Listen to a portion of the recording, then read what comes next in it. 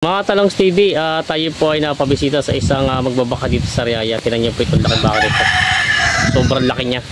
Matangkad siya na halos ang katawan. Sagad-sagad, mahaba, palapad. Sobrang laki nitong bakang ito.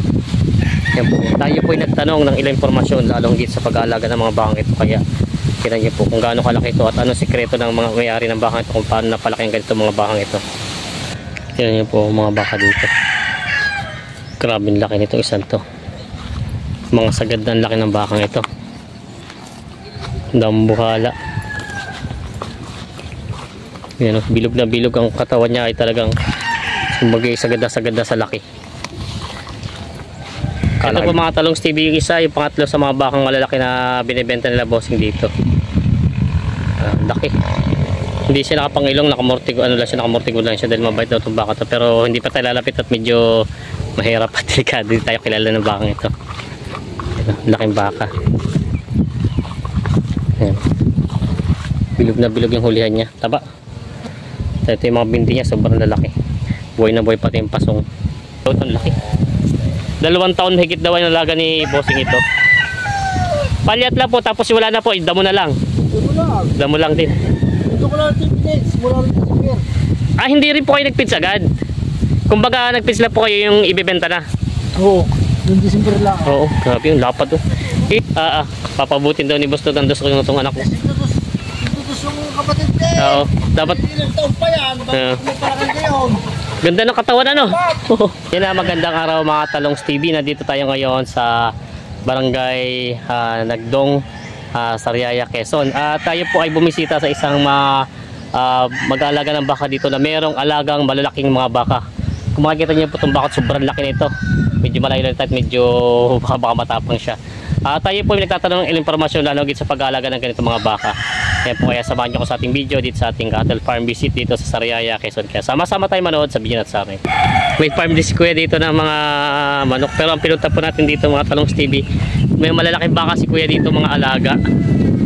Dambuha ka lang mga baka. Kailan tayo nakakita ng mga ganito kalalaking mga baka dito mga alaga? Binibenta nyo rin po ito. Yan pala. Si kuya pala ay pag yung gusto nyo pong tumingin ng mga may paninda rin pala ito mga manok na ito. Ang dami dito mga manok niya. Sir, ano nga ulit pangalan nyo po?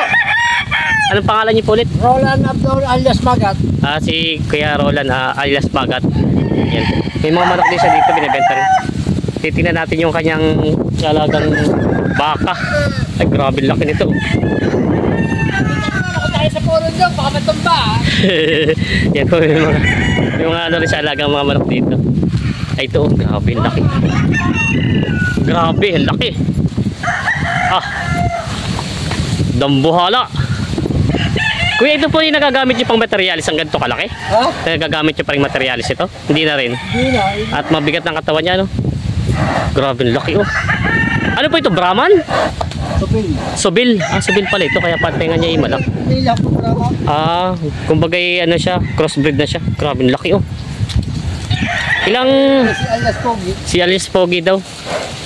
Parang galit siya, hindi naman. Nagagalit, nakalawag din ng tao. Oh. Sabihin sir, ito ilang taon yung alaga itong ganito kalaki? Dalawa. Matagal din pala, kaya pala ganito kalaki. Magkano niyo po nakuha ito yung bagong bilhin niyo? 76. 76 tapos lumaki ng ganito kalaki. Parang ito kaya na sa 200, may gitong laki ng bakang ito. Grabe dambuhala. Sino sa laki ng bakang ito? Si kuya mo. Ang laki niya ay sagad na. Kuya, pwede malaman ko anong sekreto niyo sa pagpapalaki ng ganito mga kalalaking baka? Palyat lang sa hapon yan, nagpapanggasin mo parang manok. Palyat po. Sa hapon. Sa hapon tapos nagpipits din po kayo. Hindi pa ako sa isang tabo lang. Isang tabo lang po. Ang palyat niyo po ilang tabo naman? Isang tara. Isang tara yung timba po bang kalahati nun mga timba? Sa ilalas sa timba, pag isang tara at isang tawang page sila. Ganun lang pala ang sekreto ni kuya. Tapos ito po hinuhular nyo lang dito lawig-lawig lang dito. Lawig-lawig lang din. Malakas ang katawan, hindi yung katulad ng pangkong. Oo, grabe ang laki nito. Okay na patingin sa baka nyo, talagang iba palang katawan nito. Halos sa mga baka nyo po yung ganito kalalaki. Pero ito po ang pinakamalaki. Oo. Ito ang pinakamalaki. Parang ang ano niya po yung napansin ko ng lahi niya ay parang Indo-Brahman na ano. Indo-Brahman na laki. Brahman na subil daw itong laki. 2 taon higit daw yung alaga ni bossing ito. Palyat lang po, tapos wala na po, damo na lang. Ito lang. Damo lang din. Ito ko lang yung pinits. Mula rin sa Simer. Ah, hindi rin po kayo nagpits agad. Kumbaga, nagpits lang po kayo yung ibebenta na. Oo. Yung December lang. Oo, grabe yung lapad oh. Ito po yung kinukumpayan nyo pag sa, di ba inaano nyo siya, nilalawig nyo, kinukumpayan nyo pa rin. Hindi na. Yan lang. Grabe ano, laki, inilaki niya. Ang baka po pala na ganito ay sadyang, Hindi po nakabog ako dyan. nasa lahi din ng baka ang lumalaking ganito. Oo, hindi ba ang katamtaman ang lahi. Pero nalak, mabas din lumaki. Ah, mabilis din lumaki. Patulad nito, grabe. Ito ang pinakamalaking baka nakita natin sa pagbablog natin. Oh. At tapos titignan pa natin iba. Grabe na lalaki ng mga baka ni sir dito ng mga alaga. Dambuhala talaga. Wala na po yung ibang sikreto na may bibigay sa amin para lumaki gato. Palyat lang at saka feeds. Ito ko lang yung sa inyo yan. Sila itong pinubugahan yan. Ah, binubugahan niyo po. Paano pong buga? Yan. Ah, ginaganyan na. Ah, Tapos tinuturo ko. ano pong gamit yung turo kuya? Hindi na rin. Belamil. Tapos pinupurga nyo din siya. Yung balbasin. Balbasin. Yun pala ang mga gamit ni sir. Yun pala ang magandang ano. May pinahagi natin sir. Belamil ang gamit niyang vitamins. Isang taon ulit na lang ulit. Ah, hindi po kayo nag-ano ng isang beses lang sa isang taon lang. Isang beses lang daw sa isang taon ng ano ni kuya. Hindi niyo po ito. Grabe. Ang gaganda ng katawan. Bilog na bilog. Ito naman po yung mistiso lang ano. Sa lahi nito. May lahim pa naman. May lahi na parang. May lahi na sa building. Ah, kumbaga Luhin niya, gayon. ito pa yung palahin nyo na rin? Bilhin nyo? Ah, palahin na. Saka yun, magkapatid sa ina. Oo, ito pala yung mga palahin na ni kuya. Tingnan pa natin itong isa. Mga palaki sa'yo, magkakaali sa ina. Yung pong isa ang bilhin nyo, yung malaking yun. Oo. Yan o. Mga madali lang kayo. Tingnan natin ang sir. Doon sa isa daw.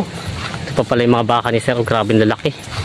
Pero kung sir, kung sakali po may magtatanong sa inyo na ito, binibenta nyo na siya? Wow. Pambenta na rin.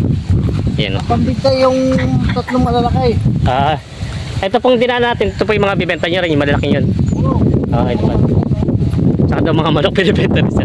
Ay, ito pang ginagamit yung materials ngayon. Oo, yan. Ito ano sa malalaki na no. Oo. Nakakayanin. Baka pumapalda yung sasampahan ano. Ito medyo parang bata-bata pa din ano. Ito ang ginagamit ni bossing na materialis ngayon. Grabe oh. Gaganda ng mga baka nila. Ito po yung mga bago nyo lang alaga yan sir. Ito mga to. Ah, sarili na nyo pa. Pang mga panak na rin. Ito mga bago pa. Sir, dito lang kayo nagdalawig. Dito lang sa malapit dito. Magaling si sir magpalaki ng baka at hindi na rin lang kinukumpayan niya. Pero sir, inabot na rin kayo minsan ng tag-init, napapakain nyo ng feeds to?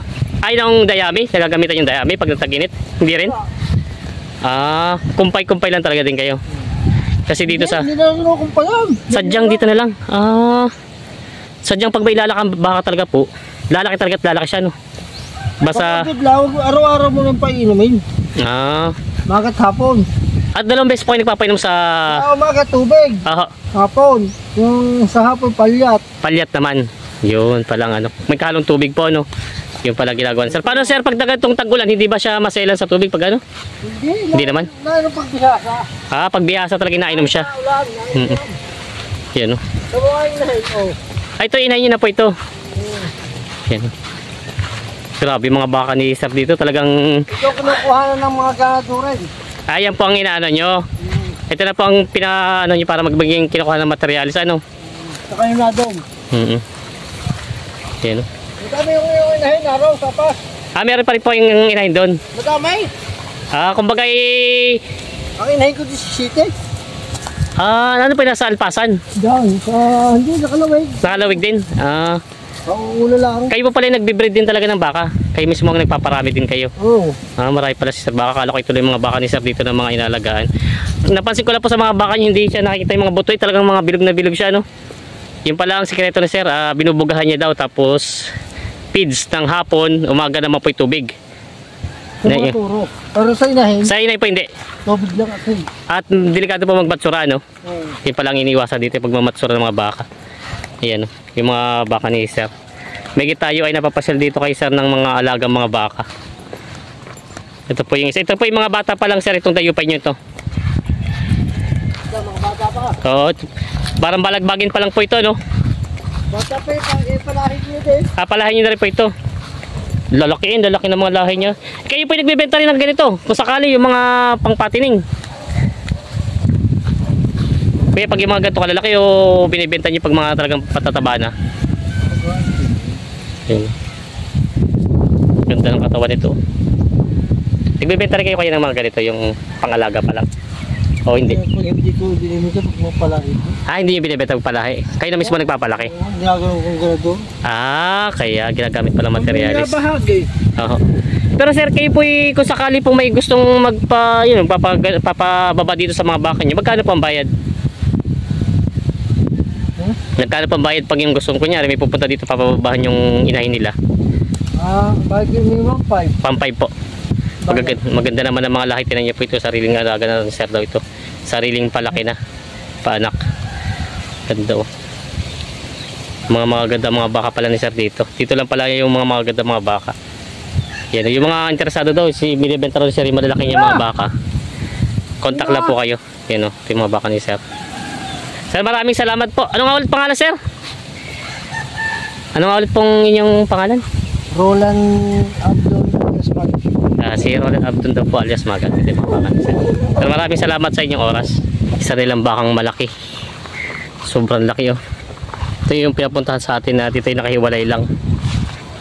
Yan, nakamortigod lang siya, mabait daw ito. Ito yung laki oh. Ito yung pangatlo sa kasama nung binibenta nilang baka. Yan. Malaking baka nga siya, na bilog. Ito daw ay nakamortigod lang kaya wala siya pang ilong dahil mabait na ang pagkabaka nito. Ito yung katawan nyo. Ganda. Nakahiwalay lang po yung pagkakatali niya doon sa kanina. Yan. Dalawa. Grabe ang laki nito mga bakang ito. Sobrang lalaki. Yan o. Malaking baka tinan niya. Tayo makalapit at baka mamaya mga habol eh. Hindi natin kabisado. Yan, tinan laki niya no. Lambuhalang baka. Pati yung puwitan niya yung huli niya. Bilog na bilog. Yan, tinan yung pit niya. Yan, laki. Laki ng pagkabaka. Ang galing nila magpataba ng mga baka dito sa Riyaya. Ito pa rin yung mga alaga ni boss. Bukod sa baka, meron din si sir ng kalabaw dito nga alaga. Ayan, mag-inahan. Ang ganda ng anak ah. Kung malaki din ilalaki ng anak nyo. Ibang ano niya oh. Papabutin daw ni boss to tandos ko yung itong anak ko. Kapatid din. Oo, dapat. Ilang taon pa yan. Bakit kayo? Ganda ng katawan ano. Ang ganda. Yan yung isa pa sa mga alaga ni bossing dito. Magaling talaga magpalaki ang mga mag-aalaga sa Riyaya ng mga alagang hayop. Alaga ni Kuya ng kalabaw. Lalaki pong anak pala no. Bara. Ganda. Ito ilang buwan lang Kuya? Ilang buwan lang? Kasing ko lang. Bago lang. Wala pa isang buwan. Laki nyo. Ganda ng pagka... Oo nga. Isang linggo pa lang halos. 6 na araw. 6 na araw. Wala pa isang linggo pala. Laki ng anak eh. 6 na araw pa lang daw itong laki eh. Pati naman yung nanay niya eh. Sobrang laki oh. Parang buntis pa rin ano.